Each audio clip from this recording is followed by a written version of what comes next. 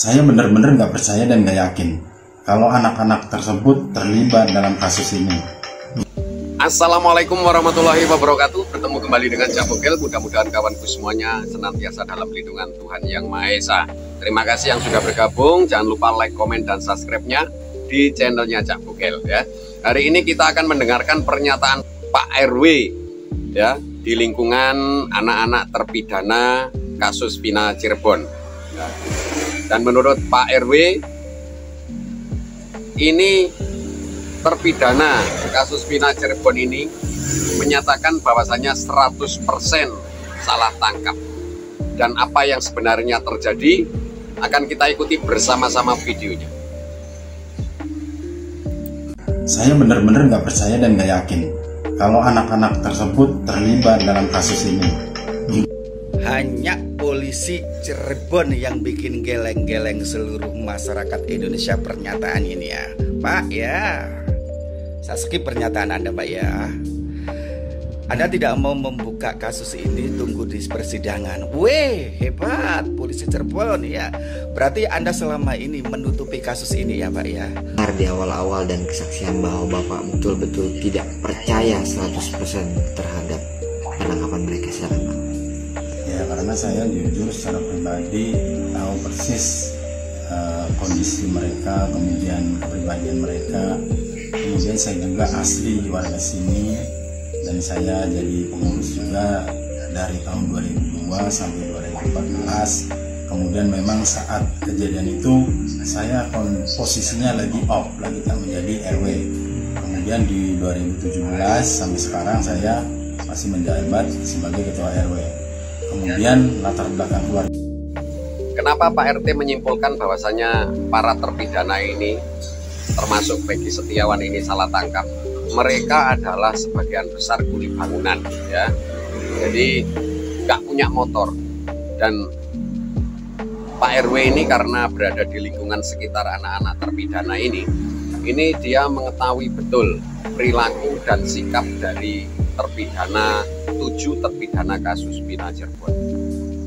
Dan pun saya tahu persis karena masih ada yang terkait saudara, masih ada ikatan saudara. Jadi kalau secara keyakinan saya benar-benar nggak percaya dan nggak yakin kalau anak-anak tersebut terlibat dalam kasus ini.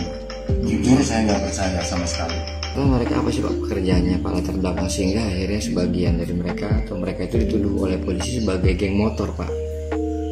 Justru itu, karena latar belakang mereka itu hampir mayoritas buruh bangunan.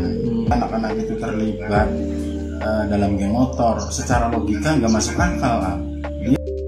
Lalu kenapa dari pihak kepolisian bisa menetapkan mereka sebagai terpidana atau tersangka di kasus Vina Cirebon ini? Ada apakah sebenarnya dan apa yang terjadi sebenarnya sehingga terpidana ini harus mengakui apa yang tidak pernah ia lakukan? Ya, motor bagus, motor keren seperti sekarang Ninja atau Vision dan lain sebagainya nggak ada yang punya. Saya tahu contohnya kayak si Jaya itu nggak punya motor. Nah, itu jelas-jelas. Soalnya Jaya itu jujur, bapaknya udah nggak ada, ibunya kondisinya sudah sepuh, bahkan udah meninggal dunia. Sekarang Jaya itu yatim piatu. Jadi mana mungkin mereka ikut terlibat dalam geng motor itu. Begitupun yang lainnya Pak, Eka Sandi, Hadi. Sama, Eka Sandi sama, bapaknya buruh bangunan. Kemudian Hadi juga sama, bapaknya buruh bangunan, bahkan ibunya pembantu rumah tangga. Eko Pak. Kalau Eko memang orang tuanya secara ekonomi cukup, bapak ibunya haja karena dia usahanya dagang. Nah, kemudian Eko pun saya tahu anaknya baik, anaknya diem. Ya sering dia jajan ke saya karena namanya anak-anak main itu berkelompok. Nah, ketika seneng di rumah Jaya, ke rumah Jaya semua. Kalau pas lagi di rumahnya si sama Dirman, ya ke rumah Dirman. Nah, kalau Dirman ini gimana Pak latar belakang? Nah, kalau Dirman sendiri itu anaknya luar biasa, taatnya luar biasa sekali. Pak RT juga menyampaikan Pak RW maksud saya juga menyampaikan bahwasanya mereka taat beribadah, ya, diam, tidak terlalu banyak tingkah di kampungnya, dan mereka memang betul-betul sebagai buruh kuli bangunan. Ya. Dia itu ketika waktu sholat duhur, asar, maghrib itu selalu berjamaah di musola.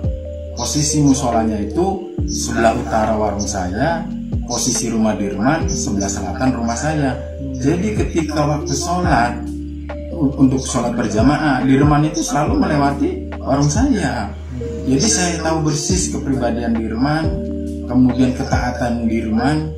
Jadi masa iya seorang Dirman yang ahli ibadah kok terlibat dalam hal-hal geng motor, bahkan sampai konon katanya pembunuhan dan perkosaan. Naudzubillah min dzalik menurut saya.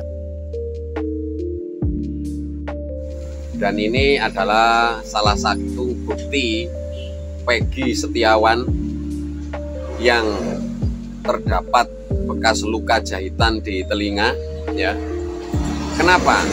Dari pihak kepolisian tidak pernah menguak keterangan dari Peggy Setiawan, anak Pak Cecep ini.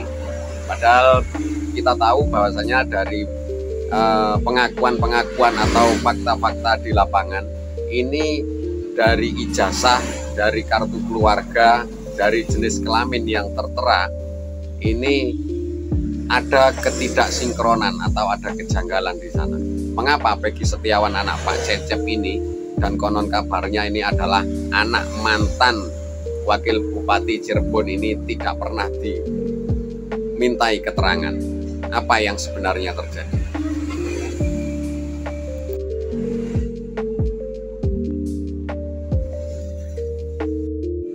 Oke sahabat, dimanapun saudaraku berada, mudah-mudahan kasus ini segera selesai dan Peggy Setiawan ini sebagai kuli buruh bangunan ini, kalau memang betul-betul tidak pernah melakukan apa yang dituduhkan polisi, akan segera mendapat keadilan dan segera dibebaskan.